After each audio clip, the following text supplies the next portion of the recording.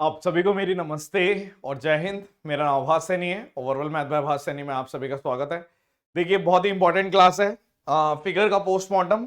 ये उन बच्चों के लिए है जो ज्योमेट्री से बहुत ज्यादा डरते हैं, डायग्राम ही नहीं बना पाते, सॉल्व तो करने की दूर की बात है, या फिर अगर डायग्राम जैसे तैसे बनता भी है तो कुछ का कुछ पढ़ के कुछ ना कुछ कंफ्यूज हो जाते हैं। तो मैं उनको ऐसा तरीका बताऊंगा जिससे आपको ज्योमेट्री में दिक्कत नहीं आएगी। फिलहाल क्योंकि पेपर है तो आपको इंपॉर्टेंट चीज, एक फिगर दे रहे हैं, उस फिगर पे एक क्वेश्चन आपका पक्का आएगा 2 नंबर का। प्री से पहले भी करनी पड़ेगी ये क्लास, मेन से भी, हर पेपर से पहले करनी पड़ेगी। चाहे कोई भी बच्चा देख रहा हो, चाहे paid student, YouTube student, any student, किसी का भी स्टूडेंट, उसके लिए बहुत लाभदायक है, ठीक है। तो ध्यान से इसको नोट कर लेना। सबसे पहले बात करते हैं वार्म अप की। वार्म अप में अगर मैं बोलूं कि अगर मान लीजिए एक सर्कल है मेरा, सिर्फ इतना पता होना चाहिए वार्म अप में, सिर्फ एक चीज कि अगर एक सर्कल है और मैंने यहाँ पे एक साइक्लिक क्वाड्रिलेटरल बना दिया, मतलब जिसकी चारों भुजाएं सर्कल पे है। इसका नाम दे दो ए, इसका नाम दे दो बी, इसका नाम दे दो सी, इसका नाम दे दो डी। तो आप बोलोगे कि A plus C equals to B plus D equals to 180, यानी कि अपोजिट सम का, अपोजिट एंगल का सम 180 होता है। दुनिया जानती है, कोई बड़ी बात नहीं है। इतना सा वार्म अप है, मतलब आपको सिर्फ एक पुशअप कराया मैंने, ठीक है, और सीधा आपको कूदा दिया, ठीक है, गंगा में। अब देखो आप, आउटकम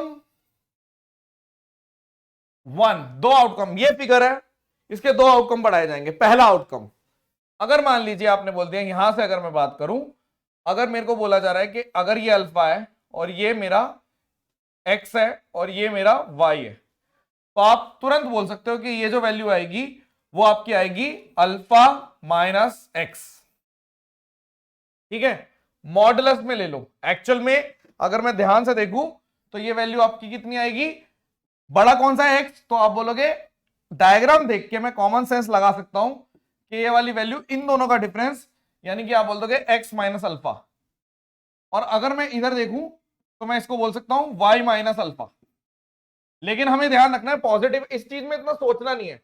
इन दोनों का डिफरेंस, इन दोनों का डिफरेंस ये, इन दोनों का डिफरेंस ये, ऐसे कर सकते हो आप, कोई दिक्कत नहीं आएगी आपको, ठीक है। अब मैंने अगर स्टार्ट किया एक और आउटकम, आउटकम नंबर 2, अभी क्वेश्चन कराऊंगा, पेपर में आए हुए 6 क्वेश्चन। आउटकम नंबर 2 कहता है कि अगर ये x है और ये y है और ये वाली वैल्यू निकालनी है, तो आप सीधा 90 x प्लस 2 का हाफ, खत्म। 2 आउटकम याद करने हैं, एक ये वाला कि इन दोनों का डिफरेंस ये होता है, इन दोनों का डिफरेंस ये होता है, और एक ये वाला कि भैया ये जो निकलता है 90 माइनस एक्स बाई 2 का, x प्लस वाई का 2 डिवाइडेड बाई 2, ठीक है। क्वेश्चन पढ़ते हैं। आपने क्वेश्चन पढ़ा सबसे पहले कि क्वाड्रिलेटरल है, साइक्लिक क्वाड्रिलेटरल है, ऐसे बढ़ाया वैसे बढ़ाया, आपको थोड़ा थोड़ा समझ में आ गया कि इस टाइप का क्वेश्चन है। सबसे पहले क्या करो, एक खाली डायग्राम बना दो, सिर्फ ये, जिसमें कोई नेमिंग नहीं देनी, आपने नाम नहीं देना। अब आपने क्या करना है, अब आपने नाम ऐसे दे देना है ए बी सी और डी। आपने देखा कि एडी को बढ़ाया और बीसी को बढ़ाया, पी पे मिला, इसको बढ़ाएंगे ये क्यू पे मिलेगा। एंगल ए की वैल्यू दे रखी है आपको 60, एंगल ए बी सी की वैल्यू दे रखी है 72, और आपसे पूछा क्या है डीपीसी, आपसे ये पूछा है, और बी क्यू, मतलब इन दोनों का डिफरेंस। सबसे पहले इन दोनों का अगर मैं डिफरेंस की बात करूं, दिस माइनस दिस, यानी कि ये वैल्यू आ जाएगी 12, आउटकम नंबर 1। और अगर ये 72 है तो वार्म अप से मुझे पता है ये 108 आ गया, तो 108 माइनस 60, यानी ये वैल्यू आ गई आपकी 48, यानी कि 48 और 12 का डिफरेंस इन्होंने पूछा है 36, पहला आंसर। दूसरा, फिर से आपने क्वेश्चन पढ़ा, आपने बोला देखो इस तरीके से क्वेश्चन है, साइक्लिक क्वाड्रिलेटरल, ये बढ़ाया वो बढ़ाया, ऐसे करके। तो एक काम करते हैं, सबसे पहले खाली डायग्राम बना लेते हैं।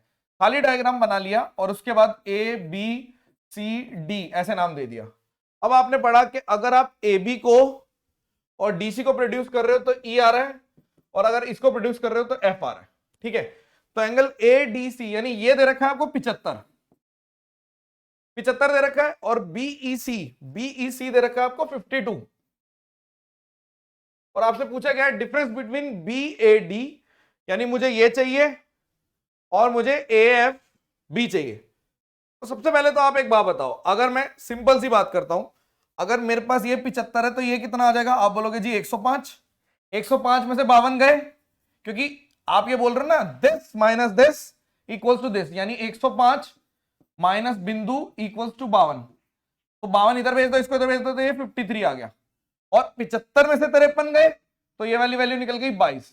आपसे पूछा क्या है, इसने बोला कि BAD यानी 53 और AFB यानी कि 22, 53 माइनस 22 यानी कि 31 आंसर है, खत्म। एक और क्वेश्चन, फिर से आपने पढ़ा क्वेश्चन, आप फ्रेम समझ गए कि साइक्लिक क्वाड्रिलेटरल दो इधर से बढ़ाते हैं, दो उधर से बढ़ाते हैं। आपने सबसे पहले खाली बिना किसी नेमिंग का डायग्राम बना दिया इस तरीके से, आपने बोला ठीक है। उसके बाद नाम दे दिया कि भैया ABCD।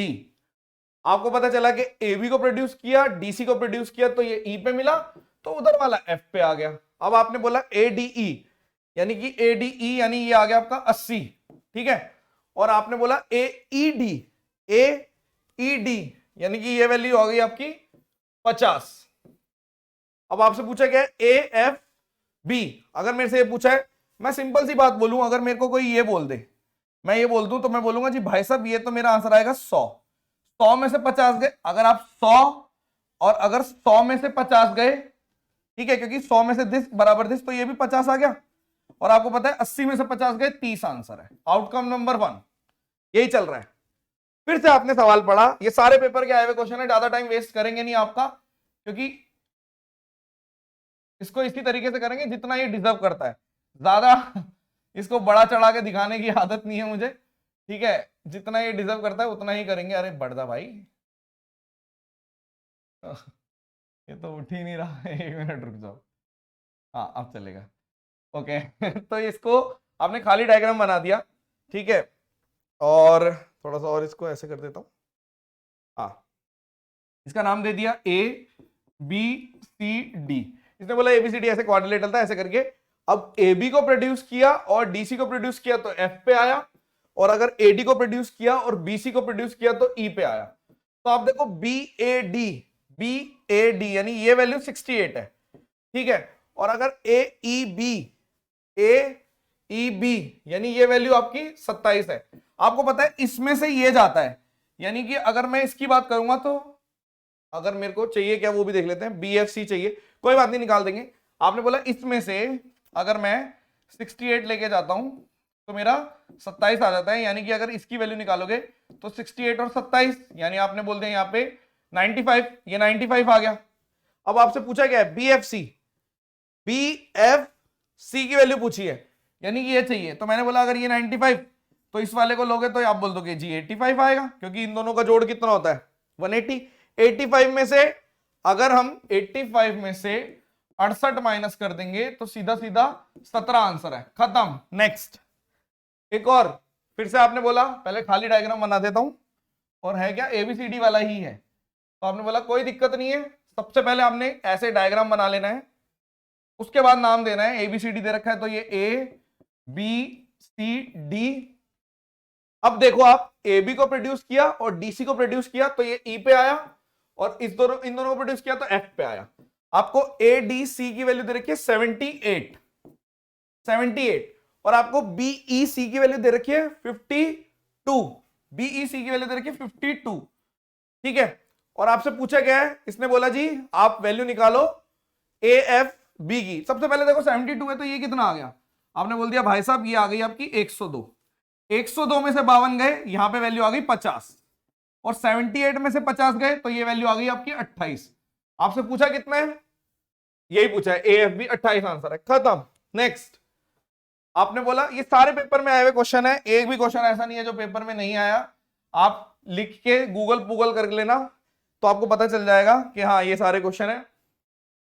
फिर से मैं बोल रहा हूं ये उन लोगों के लिए जिनको ज्योमेट्री मुश्किल लगती है, ठीक है। जिनको बहुत अच्छी आती है वो ज्ञान देंगे अभी कमेंट सेक्शन में कि इतना क्या करना, ये क्यों याद करेंगे, वो क्यों याद करेंगे, ठीक है। तो आपकी मर्जी है, आप अगर ओवर कॉन्फिडेंस में जीना चाहते हैं या फिर कॉन्फिडेंस में जीना चाहते हैं तो भी ठीक है, कोई दिक्कत नहीं है। ये उनके लिए जिन्हें दिक्कत है, ऑब्वियस सी बात है ना। तो अब ABCD फिर से अगर मैं बोलूंगा यहाँ पे, तो आपने बोला AB, इसकी वैल्यू वही कर सकते हैं जो टाइम वेस्ट करते हैं इस टाइप के क्वेश्चन में, या फिर सिली मिस्टेक करते हैं। अब आपने बोला कि AB को प्रोड्यूस किया और DC को प्रोड्यूस किया E पे, और इसको प्रोड्यूस किया तो आपका ये आ गया F पे। तो BF A की वैल्यू आ गई आपकी 60, ये दे रखी है, कोई दिक्कत नहीं है। आपको AED की वैल्यू दे रखी है 30, और आपसे पूछी कितनी है। अब देखो सबसे पहले कुछ भी पूछा हो, 60 और 30, ये वाला मैंने क्या बताया था, 90 और 60 प्लस 30 का एवरेज। तो आपने बोल दिया कि यहां पर कितना आ गया 45, यानी ये 45, ये आउटकम 2 है, आउटकम 2 से 45 निकाल दिया कि इसका और इसका एवरेज 90 में से माइनस कर दो, इसका और इसका एवरेज 90 में से माइनस कर दो 45। अब पूछा क्या वो देख लेते हैं।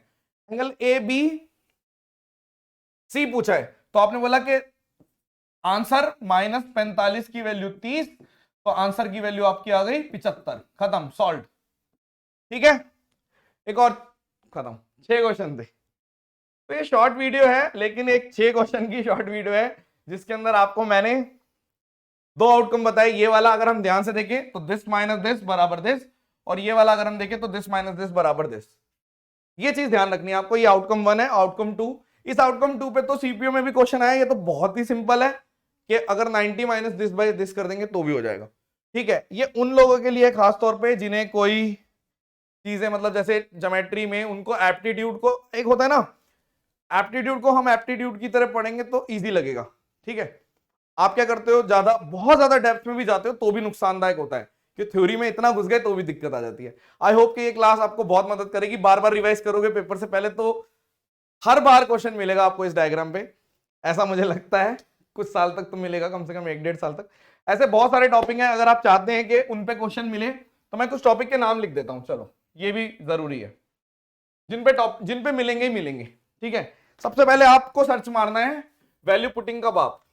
ठीक है, इस पे मिलेंगे ही मिलेंगे। और अगर सुपर 100 की बात करें तो अभी प्री के बाद एडमिशन खोल देंगे, उसकी चिंता मत करो, मेंस की चिंता मत करो, पहले प्री निकालो। ठीक है, तो नाम बता रहा हूं मैं, उन टॉपिक्स के नाम लिख रहा हूं जो जो इंपॉर्टेंट है। एक तो वैल्यू पुटिंग का बाप आपको सर्च मारना है। ठीक है, उसके अलावा आपने ज्योमेट्री निचोड़, मेंसुरेशन निचोड़, ये सब आपको पता है। एक शिफ्टिंग जरूर सर्च मार लेना, क्योंकि उससे आपके बोटन स्ट्रीम के बढ़िया क्वेश्चन हो जाएंगे। और एक होता है, मैंने एक चीज पढ़ाई थी, रेशियो शिफ्टिंग, वो एक रेशियो प्रोपोर्शन का क्वेश्चन है, वो भी सर्च मार लेना।